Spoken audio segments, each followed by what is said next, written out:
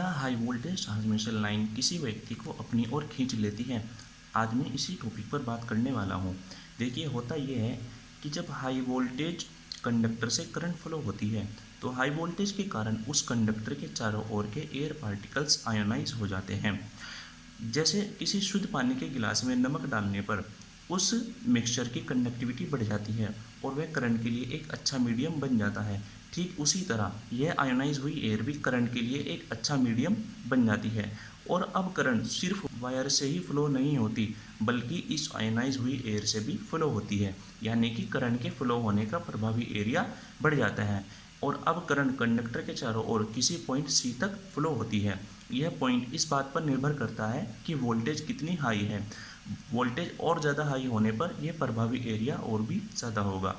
और अब हमें एक बात का पता होना चाहिए, यदि किसी व्यक्ति ने किसी लाइव वायर को छू लिया है तो उसको करंट तभी लगेगा यदि उसने साथ में किसी अन्य कंडक्टर को छुआ हो या फिर वह किसी तरह ग्राउंड से कनेक्टेड हो, अन्यथा उसको करंट नहीं लगेगा। क्योंकि किसी भी व्यक्ति को करंट लगने के लिए उस व्यक्ति में से करंट को पास होने के लिए पूरा रास्ता होना जरूरी है, यानी कि सर्किट पूरा होना चाहिए, ये अन्यथा उस व्यक्ति को करंट नहीं लगेगा। अब यदि कोई व्यक्ति इस हाई वोल्टेज ट्रांसमिशन लाइन के नीचे खड़ा है तो सी पॉइंट उससे काफ़ी ऊपर होगा और हमें पता है कि सी पॉइंट से लेकर उस व्यक्ति तक जो एयर है वह आयोनाइज नहीं है, यानी कि उसमें करंट फ्लो नहीं होगी, तो इस व्यक्ति को कोई भी नुकसान नहीं है। लेकिन दो पोल्स के बीच में कंडक्टर काफ़ी लटक जाता है और जो कंडक्टर का मिडिल पॉइंट होगा वह अर्थ के ग्राउंड के काफ़ी करीब होगा।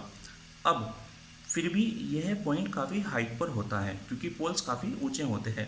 लेकिन यदि इस लोकेशन पर कोई बिल्डिंग मौजूद है तो उस बिल्डिंग से इस सी पॉइंट की जो डिस्टेंस है वह 3 मीटर के आसपास है, तब इस दशा में यदि कोई व्यक्ति इस बिल्डिंग पर हुआ तो वह इजीली सी पॉइंट के संपर्क में आ जाएगा। तब हाई वोल्टेज करंट को इस व्यक्ति की बॉडी से ग्राउंड में जाने का इजी पाथ मिल जाएगा और इस व्यक्ति को हाई वोल्टेज करंट लगेगा, यानी इस व्यक्ति का फ्लैश ओवर हो जाएगा। और क्योंकि इस घटना में यह व्यक्ति डायरेक्टली ट्रांसमिशन लाइन के संपर्क में नहीं आया है तो कुछ लोग इस घटना को ये समझ लेते हैं कि इस व्यक्ति को हाई वोल्टेज ट्रांसमिशन लाइन ने अपनी ओर खींच लिया है तभी उसको करंट लगा, जबकि ये पूरी तरह से एक मिथ है। मुझे उम्मीद है कि आपको यह वीडियो समझ आ गई होगी। यदि आपका अब भी कोई डाउट है तो कमेंट सेक्शन में कमेंट कीजिए और इसी तरह के यदि आपके पास और भी मिथ्स हैं तो मुझे कमेंट्स में बताइए, मैं उस पर अनदर वीडियो प्रोवाइड करूँगा।